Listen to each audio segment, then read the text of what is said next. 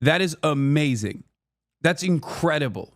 Global pandemic killing millions. Businesses shutting down globally. Supply chains completely crippled.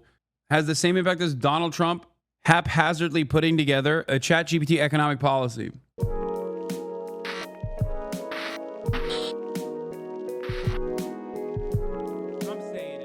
Okay. The Wall Street sell-off triggered. Let's get back to the tariffs, baby. It's tariff time.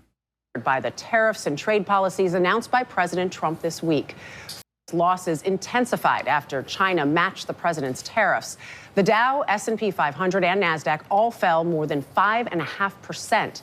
That added to Thursday's losses, making this the worst two-day streak for the market since the early days of the COVID pandemic. The president is spending the weekend at his Florida resort. CBS News senior White House correspondent Weijia Zhang is traveling with the president and joins us now. Weijia, good morning. Good morning to you, Dana, and good morning to everybody. You know, last night, President Trump attended a lavish fundraising dinner that cost $1 million a person after spending much of the day at his golf club. He says he is not worried about those nosediving markets and that big business is not worried about the tariffs because, quote, they are sick. He's not worried about it. Great. Well, if he's not worried about it, then it's fine, I guess. Dude. Again and again and again, I repeat myself on this, but it is crazy how much leeway Republicans get in general, but especially Donald Trump gets when being an out-of-touch, monstrous asshole. It will never not be wild to me. He gets to do whatever he wants, dude. It is crazy. He's just like... He's sitting there. He's like, yeah. Oh, the markets are suffering. Well, I'll make them suffer even more. Who cares? Believe it. It doesn't matter to me. And it should not matter to you. I'm golfing. I'm too busy. And it's just like his fans will just be like, yes, Mr. President, I love you. You're so great. Thank you for disappearing my 401k. It's awesome. To stay. But we spoke with one small business owner who says she is already feeling financial pain. At the Lotus Food Market in Lake Worth, Florida. Owner Marwa Ahmed brews Italian espresso beans, sells lamb from New Zealand, sweets from Turkey, and roasted sesame oil from Japan. How much of the stuff on your shelves is imported? Yeah, bro, look at this. Look at this. Look at this. Look at this. Look at this. The White House provides this update on President Trump's weekend. The president won his second-round matchup in the Senior Club Championship today in Jupiter, Florida, and advances the championship round tomorrow. Maggie Haberman says Trump skipped fallen soldier ceremony for golf because he stopped caring about optics. This would also explain the White House celebrating Trump's golf score today. Like, he is straight up taking a what are you going to do about it attitude. And it's kind of interesting because I wonder what this does to his base. Like, will they still rally around him unconditionally? All signs point to yes, but I will say it won't go on like this. I don't foresee this. I don't foresee his careless nature. I don't see his careless nature being seen as a positive for as long as he thinks he can get away with it. I think there is going to come there's gonna be a moment where he realizes like his fans are also mad. Like, there will always be a number of people at this stage that will glaze Donald Trump no matter what he does, okay? No matter what he does. He fancies himself to be the king, and there are people that will unconditionally defend his decisions no matter what. But that number is not going to stay at like 40%, and it's not going to stay at even 30%. And once it reaches a certain pivotal point, especially if he keeps crashing the economy, yeah, if he keeps crashing the economy like a total dipshit, I think he might actually get removed from office. Lamar, this is my wild take. Watching CNBC yesterday convinced me the Capitals were dooming. Yeah, because the one thing you can't do is f up the bag. As long as you don't f up the bag, you're golden, right? And he's up the bag. And not only is he up the bag, but he's up the bag in a very spectacular fashion with not even any sort of care or consideration. Like, it's Chapo Boys vindicated, Officer Revolt. Yeah, I still have some friends and family who still support him. Yes, but what did they say? A lot of you have relatives that are Trump supporters. Ask them And I believe what they will say right now is, oh, there's a plan here. Oh, like I get that there's going to be a period of struggle, but I think it's for a good thing overall. That is different from what they thought yesterday. Because what they thought yesterday was, oh, he's glorious. There's nothing wrong. Shut up, libtard. This is what I voted for. Right? That, over the course of 2 days, has turned into, yeah, this will work out in the long run. I believe it. Trust the process. Which is one step removed. I mean, it's certainly not the same as it was 2 days ago, 3 days ago, where it was like, yeah, we're winning so much. I love winning. To it's trust the process. It's going to work. And it will eventually turn into, if this works out, it's going to be great. And everyone's going to know it's great. And you will all be wrong. And eventually it will turn into, okay, this is not great at all. What is he doing? To, you know, a bunch of former Trump supporters turning into the Butler, Pennsylvania guy. And those are the guys with the guns. And those are the guys who are angry and get very angry and have a proclivity towards violent demonstration. So just saying, it can't go on like this for too long.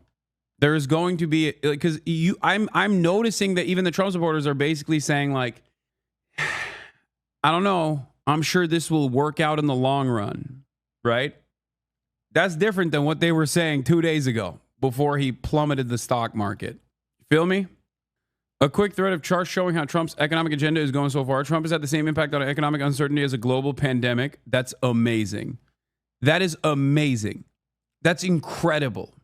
Like, global pandemic killing millions has the same impact.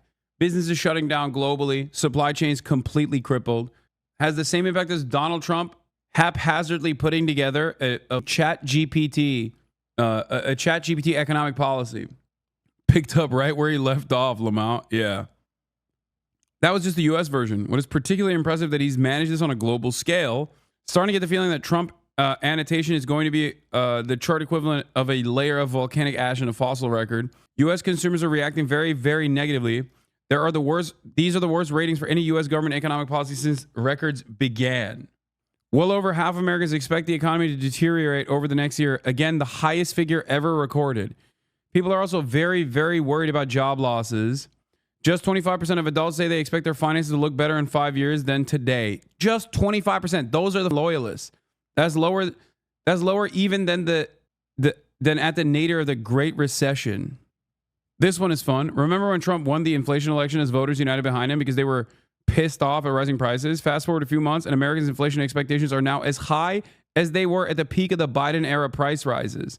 Dude, JP Morgan is saying that Americans are going to experience negative real wage growth again by Q3 of this year. Q2 and Q3 of this year is when Americans are going to feel the impact. That is record breaking. That is also incredibly unsustainable. The fact that they already experienced negative real wage growth under the Biden administration caused a complete collapse of the Biden favorabilities. It destroyed Biden's legacy, paired up with obviously the genocide that Biden was participating in. But like that was a major factor. Negative real wage growth is like twice. Negative real wage growth in 2 different terms back to back is psychotic, dude. This is the wealthiest country on the planet. Hotel Wi-Fi moment? What do you mean? What happened? It's especially sad for people that are my age, right? You go to college, horrible job market. Like, think about it. I went to college in 2009. It was over at that point. You know what I mean? I went to college in 2009, got out by 2013. It's over at that point. What are you supposed to look forward to? You know, there's a period of stability and then there's COVID. And then now Trump comes in again. There's hyperinflation not hyperinflation, but like massive inflation under Brandon. Possible hyperinflation under Trump. Like, if you are a millennial onward, your life has just been dog shit. There's never been a moment for hope. Not even like the brief super growth period in the 90s. You know what I mean? There's just never been, you have never experienced like the glory of the 90s or anything like that. It's just always bad. That is not sustainable. For all the talk about powerful pro-Trump media ecosystem, the share of Americans who have heard negative business news coverage of the government has exploded. Even the podcast bros can't distract Americans from the realities of the stock market. Yeah, you can keep tapping the vein of trans people, of woke, DEI, all day, every day. But when your pocketbook gets hit, you don't give a about trans people, dog. All of a sudden, it becomes a very real situation for you where you're like, well, Trump is not trans, and he's the one who me. Go ahead. Go ahead. Talk about how trans people did this over and over again. You see what I'm saying? It's the one thing. I mean, it was the irony here is that this was the reason why, like the most significant reason why Brandon lost. The most significant reason why Biden lost was the economy, was the fact that the recovery came too late. The fact that, I mean, there wasn't really a recovery, but a rebound came too late. And also in the process, like Americans did not forget experiencing negative real wage growth for a year and a half under the Brandon administration. That's something you don't forget. Your salary goes up marginally, but the cost of living explodes. All of a sudden, your dollar doesn't go the same distance that it once did. You are making less money while doing the same job. And the expectation in a healthy society is that the older you get, the more you work, the more money that you're supposed to make, the more purchasing power you're supposed to have. Because how much money you make at the end of the day is entirely related to your purchasing power. Pair that up with the already existing unaddressed underemployment crisis in this country where people are just working gig economy jobs to make a living, to make ends meet. And you have a real volatile situation in your hands. Donald Trump threw a Molotov cocktail on that for no reason. It is crazy. Trump's approval is holding up well with MAGA, but he's rapidly losing support among the rest of the coalition who voted for him in November. Or to put it another way, the view from inside the MAGA echo chamber remains rosy, outside not so much. And he will ply away day by day, even the MAGA people. When it gets to losing 30% of their nest egg, when it gets to losing 40% of their nest egg, when it gets to losing 50% of their nest egg, there's only so much economic pain and economic uncertainty that even the biggest diehard MAGA loyalists can take. Now, I'm not saying there won't be people who will defend it unconditionally and vociferously. There will be, okay? These guys are very dumb. They're not particularly intelligent people. They just want to close their eyes and think about a powerful, strong man who sometimes does things that are unpredictable, but he's doing it. He's setting events in motion that are directionally the right things to do. He's got our best interests in mind, right? What did this guy say? Weren't you one of the people who said it didn't matter whether you vote for Kamala or Trump due to the Palestine issue? Aren't you directly contributing yourself to this issue by dividing the left? Wait, what? This guy's still, bro, this guy is still holding on to this idea that I'm responsible for Kamala Harris's dog shit campaign. Kamala Harris lost because she didn't listen to voices that I was representing. I was right. You should go take it up with her. Okay? Kamala lost to this. It is so wild. It is so wild to me that you still have the audacity to refuse to listen when your grandparents recognize that reality now. That's the funniest part about this is like, we were out in the streets earlier today. You think those old people are as libbed up as this one random dumbass who still, for free, defends the DNC's horrible decisions? How crazy is that? Isn't that wild? Isn't that wild that, like, there are still neoliberals that just only care about this back and forth and like defending the DNC, I guess, no matter how bad they get. When you got grandmas and grandpas putting on t-shirts, going out, taking it to the streets and protesting, demanding that the Democrats do something, demanding that the Democrats do anything. You can't be getting outflanked by your grandparents, chatter.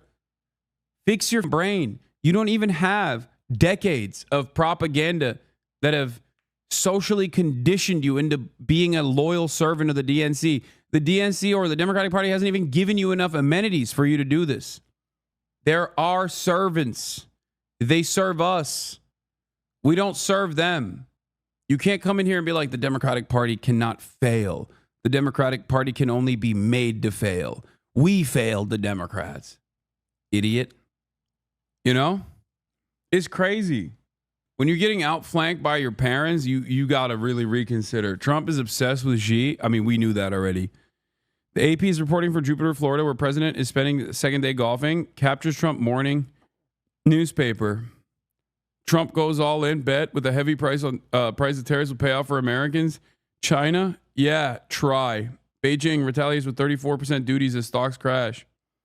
I'm not gonna lie, I'm obsessed with him too. Like, he's hot, he's got aura. That photo, the two photos that live in my mind is him pressing that button, and then the other one where he's in the room posted up with the party.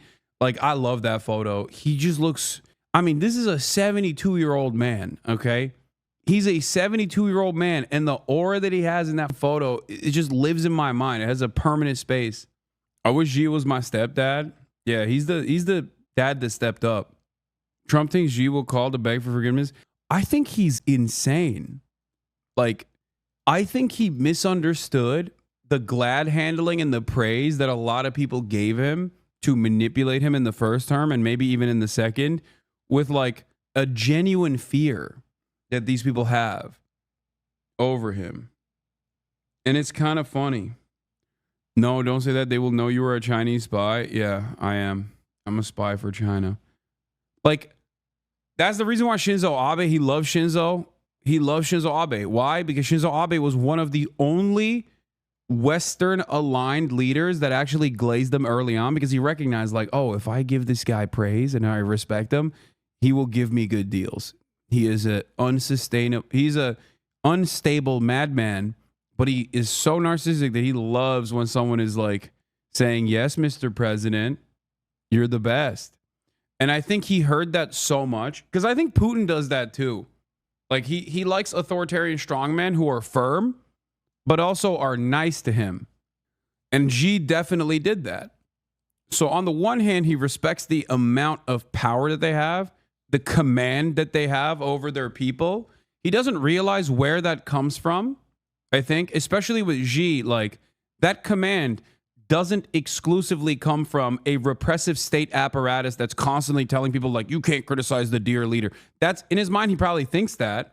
But that command literally does not exclusively stem from social repression. It comes from good policies that people can see. If in your lifetime you have watched your country develop at a rapid clip, like, you're gonna like the government.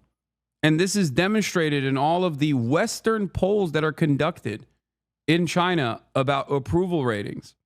You would also know this if you talk to any Chinese person as well, where the attitude that I hear all the time from Chinese people is they know there are certain things you can't say. They know that there are certain conversations that you can't have. And for an American, they're like, that's unimaginable, you know? They're like, what the f***? That's crazy. And I agree. I don't disagree with you on that. But as long as you keep your head down in your work, you know that the government's got your back. That is what the attitude is overall. They live in ain't good, no wars, ain't shit to complain about. They live in good, ain't doing no wars, ain't shit to complain about. Yeah, and development. I don't think a lot of Chinese minorities would agree with you there. Please stop, brother, please. Has the CCP invited you to a talk or outreach? Is what happens in North Korea is so close, lol, in Russia. I think we delude ourselves into thinking that it's all stick, no carrot in these places. I would go so far as to say that there's probably a contingency of fans amongst Vladimir Putin for bad reasons and for the reasons that I demonstrated as well. Like, in terms of managing the decline in the post-USSR world and like rebuilding Russia, ruling with an iron fist, certainly. But there is like, or even the negative reasons, like rebuilding the Russian Empire. Like, that mentality, I think, for a lot of boomers especially, is solid. They're like, oh yeah, we're restoring the glory of Russia, right? Like that is probably another reason why people like Putin. But of course, his approval ratings are different than Xi Jinping, I think. There's definitely, it's like Erdogan. Putin and Erdogan are a little bit closer to one another. But ultimately, the reason why I was talking about this is because like Donald Trump doesn't understand that. I think a lot of Westerners don't understand that as well. They kind of recycle the same propaganda and believe it, but they believe the propaganda themselves. Like they think like, oh no, it's just because of the social repression that people are too scared to say they don't like Xi Jinping. And it's not the carrot and the stick working side by side, because social repression certainly exists in China. But there's also a lot of development. There's also a lot of development that makes people think, well, you know, there's certain things that you can't say, but look at Chinese prosperity. It's fantastic. Now that's changing for the youth in China, from what I understand, because they're also losing hope a little bit for their futures. That is definitely the overall vibes that I have at least seen. But the reality of the matter is, the carrot goes a long way. The carrot makes the stick invisible. Okay? Trump is just going all stick, no carrot. Especially in a country like America, where treats are supreme and Americans have less of an appetite for social repression than the average Chinese person, in my opinion. They have no appetite for that shit. That's why I always stress the importance of talking about the issue of Palestine, even from a First Amendment violation standpoint, because maybe I'm too hopeful about my fellow Americans, but they don't really like that shit. I think China may be similar to the U.S. during the periods of upward mobility in the U.S. from the 40s and 60s. People trusted the government and felt things were getting better. As things stagnated in the 70s, people lost trust. We're starting to see the same in China as the decades of upward mobility have slowed. Yes. No, that is precisely what it is. Yes, upwards mobility gives people a semblance of hope. That's it. It's that simple. When people think, oh, well, my needs are met, they're happy. It's not that complicated of a conversation to have. If you have something to look forward to, that's it. You're like, okay, well, you know, there's some downsides for sure. No country's perfect. It also creates a sense of pride in your nation, a sense of pride in like what it has accomplished on the global stage even. So it's hard to even broach the subject with Americans. Like, I've not been proud of this country.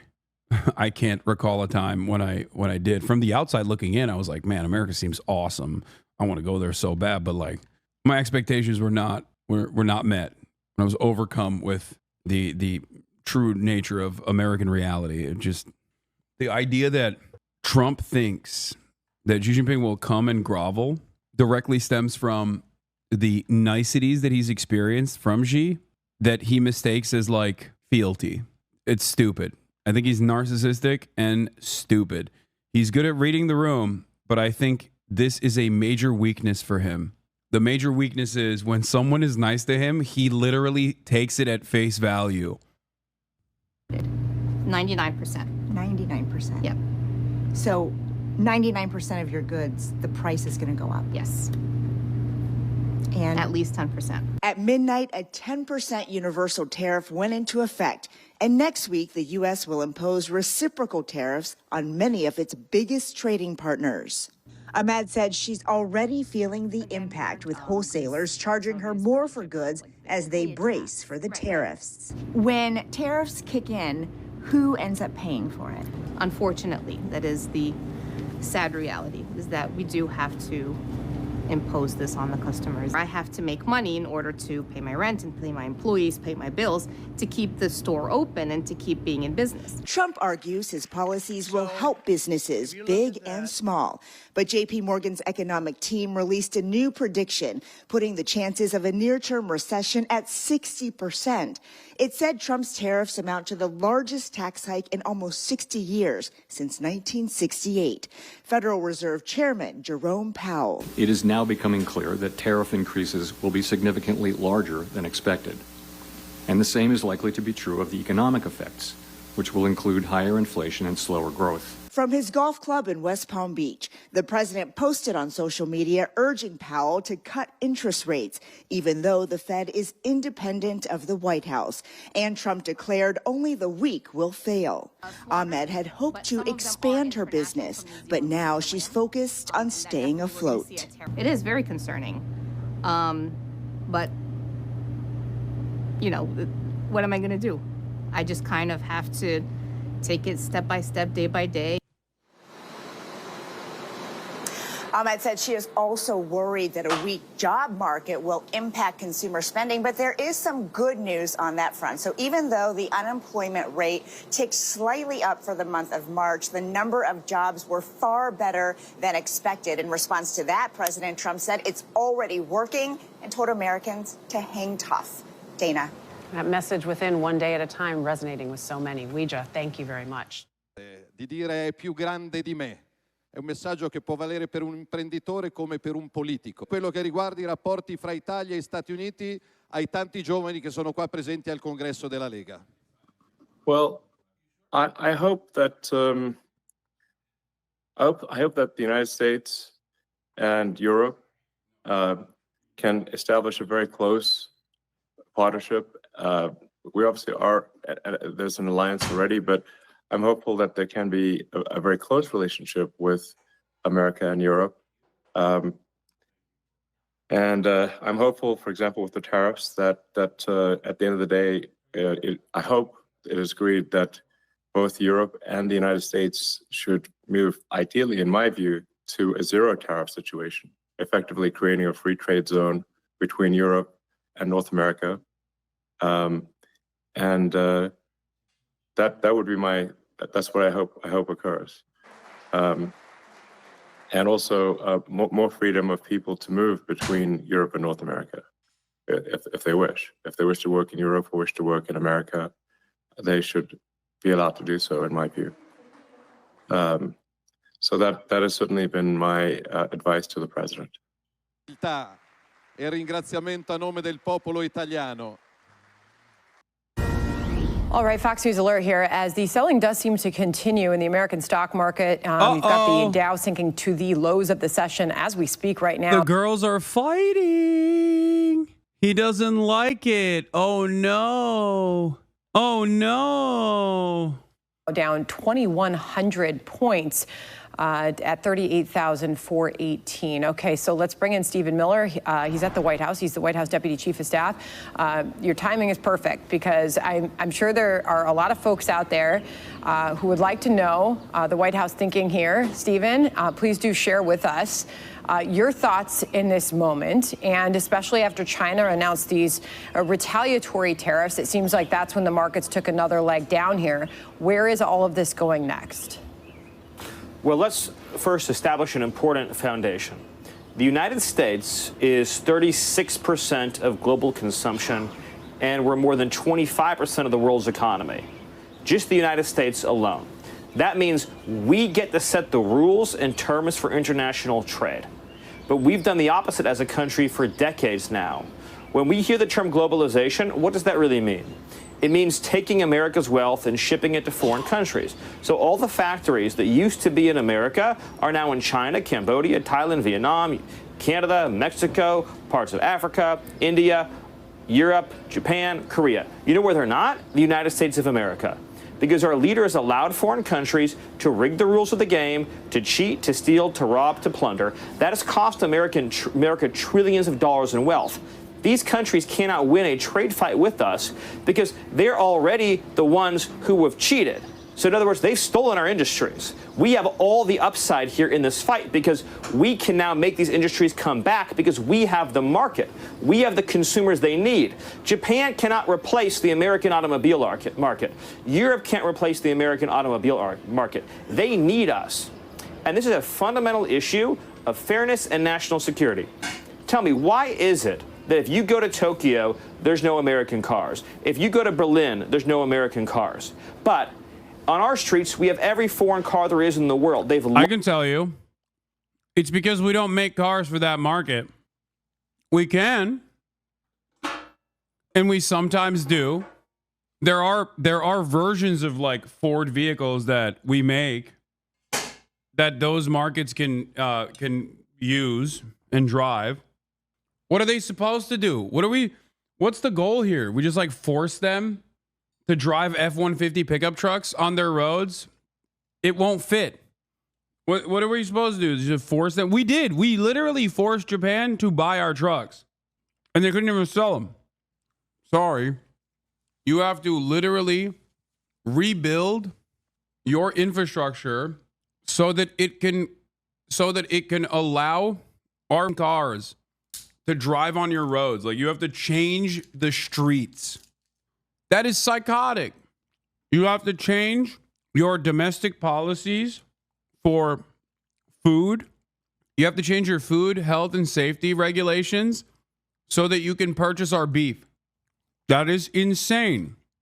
At no point in this process do we turn around and go, maybe we should make stuff that they would like or that they could use. Nope.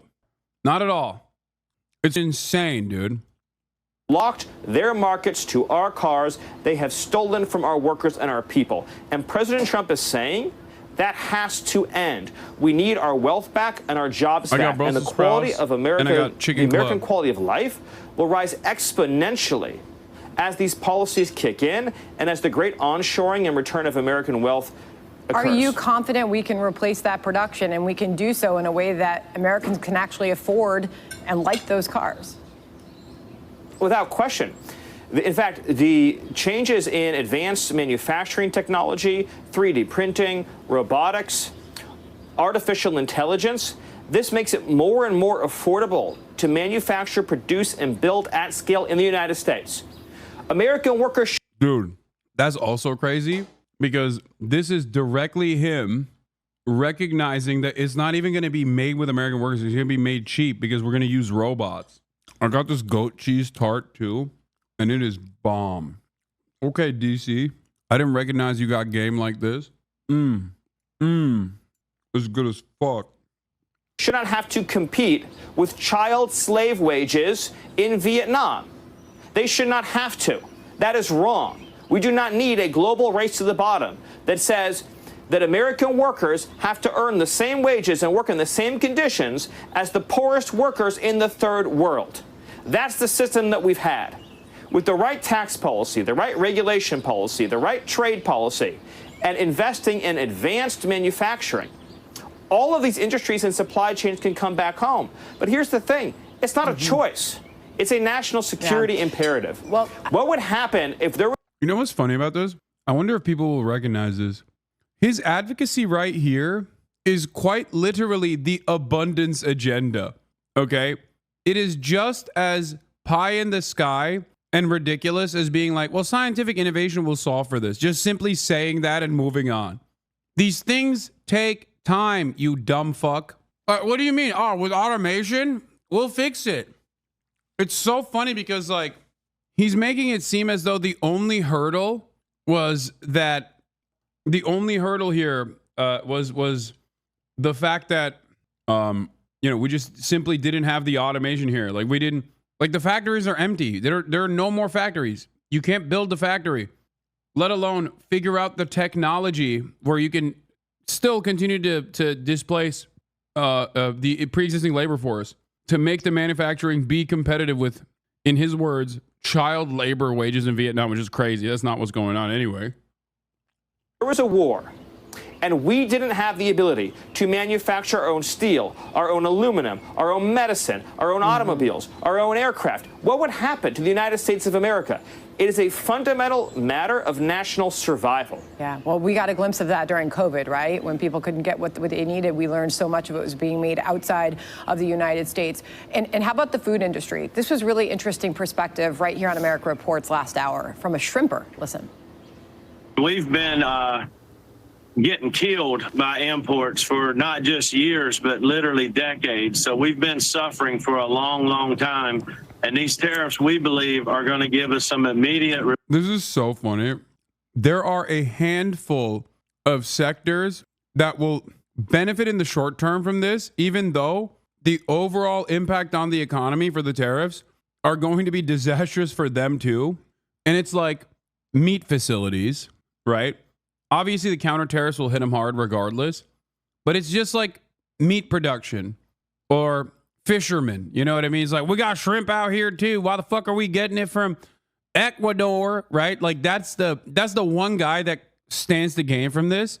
But the reality is, because the tariffs are so broad and they're not specific to shrimp, that his dumbass doesn't understand. You still need like parts for your boat. And now that's 50% higher. How are you going to maintain your business, dumbass? There is not a single person that stands to benefit from this in the short term or the long term without any financial penalties. So they can find the dumbest boaters for Trump guy, talk about how, well, we're no longer buying from Ecuador. We're buying shrimp right from me. Sure. Good luck with your equipment costs as you scale up your shrimp production, dumbass. Relief. We've outsourced our whole industry. 94% of the shrimp consumed in the United States is imported. Okay, so he shared with us he's optimistic that this could help his industry survive. And they've seen a decline for decades now. Because all of these, all the shrimp's been coming in from all these other countries into the United States. Low quality shrimp, he pointed out. But there's fears. By the way, a lot of the seafood that we're importing has formaldehyde in it, is not safe for consumption. And this whole situation, people have to understand just how badly we've been ripped off as a country. You heard that, gentleman. 94% of shrimp is imported to the United States, and we have the Gulf of America. The U.S. agriculture. Notice how they only talk about the two sectors that think they will benefit because of their nearsighted thinking here are shrimp and meat. Okay, except for shrimp, you see a tangible benefit because it's mostly being imported. There won't be any exports, but at least you can make up for market demand somehow. So if the cost increasing didn't cook your overhead and make your business unsustainable, which it will, I understand that argument. Now, the demand for shrimp stays the same, but the supply has diminished by 94%. This is a great opportunity for you to make a fuck ton of money. The problem is, this is not a tariff on shrimp. This is a tariff on everything, you idiot. That's why I also even have smoke for like the UAW a little bit, because it's short-sighted. The UAW is excited at the prospect of American manufacturing being a low-cost alternative because they're increasing the prices of all exports. Fine. I mean, all imports. Fine. But the issue is all of the parts that you're producing are now more expensive, which will then make the domestic manufactured car prices even higher as well, which will then decrease demand. And I think it will lead to layoffs in the long term. Culture and seafood industry has been decimated because we allow for subpar cheap foreign imports without limit that are subsidized by foreign countries to put our farmers and our shrimpers out of business while their markets are close to ours. Can someone explain to me? Okay, dude, American farmers, really? Trump is doing a Pol Pot style genocide on the American farmland. And you're over here talking about how, we're going to help our farmers. Dude, one, you cooked USAID, which directly the farmers. Then then you do this trade thing and you double the farmers because now you can't even you can't even send soybeans to China. Farmers are cooked. Yeah. He wants to cut food stamps again. It's like that's going to lower demand to a degree where like subsidies will not even help. How did USAID help farmers? USAID buys a bunch of agricultural output to send overseas, which ironically enough actually has a uniquely destabilizing impact on the domestic economies of countries like Somalia, because it makes it impossible for them to develop their own domestic agricultural output. Protect and defend South Korea. And in exchange, they steal our automobile industry, they steal our electronics industry. We protect and defend Japan, and in exchange, they close their market to our cars. We protect and defend Canada, and they run up a massive trade deficit with us. We protect and defend all of Europe at a cost of trillions of dollars over time, and what do? They run an over $300 billion trade deficit with the United States. Why should America protect the world, send foreign aid to the world, defend the world, provide for the world, and in exchange, get ripped off by every other country in the world? And what do we have to show for it?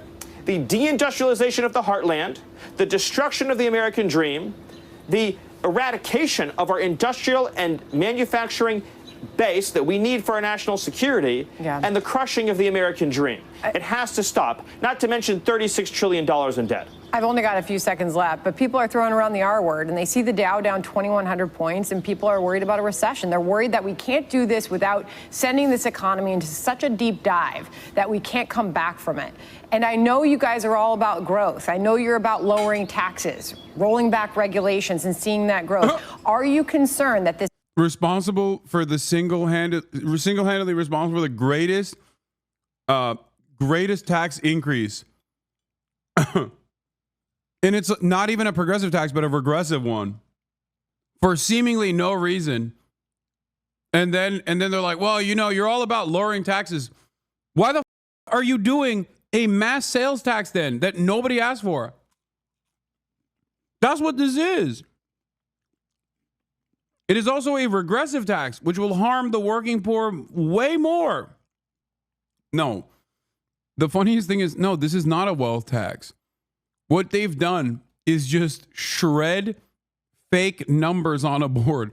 They shred wealth in the market because of speculation. They didn't make that money back. I wish it was a wealth tax. This is going to put us into a recession. The exact opposite. We inherited from Joe Biden an economy in total free fall. There has been zero jobs growth for American workers in 4 years. In other words, all jobs growth had gone to foreign workers. That is a depression, not a recession. That is a depression for the American worker. We had debt and deficits that were rising unsustainably that would lead us into a certain debt and deficit crisis. We had inflation that was in high double digits, crushing the American family, making it impossible to afford the essentials of life. We had an economy that was in a state of calamity and catastrophe. President Trump's policy of reshoring our supply chains, pushing for total expensing of capital gains, eliminating regulation, eliminating intrusive green new scam environmental rules, pushing for the biggest, broadest. Bro, I never thought I would ever see the world where I would be like, as someone who does not mind trade protectionism, I can't believe I'm listening to a guy who's describing, with the correct words, mind you, what the goals are supposed to be. And I just know he's lying, so I can't even, like, I know he's lying, and I know it's impossible because you didn't do the things that you were supposed to do before you even got to the tariffs, and you should have never done universal tariffs anyway. That, like, we have a historic destabilization that's taking place, and it's only happening in the wrong direction. I cannot believe it. It almost feels like they're doing this to be like, listen, this is why trade protectionism is bad. We just wanted to do this as a period just to prove to you how bad trade protectionism is. We are doing free trade permanently. Like, it almost feels like a psyop the way that they're doing this. Where's the biggest cope? Tax cut in American history and reducing taxes on American workers, including ending taxes on tips, ending taxes on overtime, ending taxes on Social Security. I liked this a few hours ago because I thought it was a joke. No matter how bad my 401k looks, tomorrow I still got this. Yeah, bro, you going to eat the Gulf of America? Are you going to print it out on a piece of paper and eat the paper? What are you going to do with that? Man, these people are, bro, they are so dumb, dude. It is crazy how dumb the average American is. Oh my God. The average American Republican is living on a different planet, dude. They're not even living on a different planet. They're like, I feel like they're in a vegetative state. Security. This economic program is the single most important program for American wealth, prosperity, and rejuvenation that we've ever seen in this country. All right, I'd love to continue the conversation. Hope to have you back on soon, Stephen. Thank you so much. Thank you. All right. Click here to subscribe to the Fox News. Prosperity founder and former Trump. China tariff is almost a declaration of war against us. Economic advisor, and Robert Wolf, former economic advisor to President Obama and a Fox News contributor. Great to have both of you with us today. So your headline take on where we are given the things that we just laid out. Steve, you start. Well, I think this new tariff by China is almost like an act of declaration of war against the United States. Yeah, when we do it, it's fine. When they retaliate, that's war. That's so funny. How could they do this to us? Yeah, they have no right. How dare they? How dare they literally respond to what we were doing and what we did? United States. And what I'd like to see Trump do, and I know they're thinking of different strategies about how to move forward, is really aim these tariffs at the villain of the world, which is China. And maybe it might be time for pausing some of the tariffs against Europe and Canada. And look, I think Trump has a case that these countries do have a lot higher tariffs than we do, and it is not a level playing field. But right now, it looks like the whole world has to really go after China right now. And I'd like to see maybe a temporary pause on the tariffs on the rest of the world. There's nothing funnier than saying the villain of the world is China right now.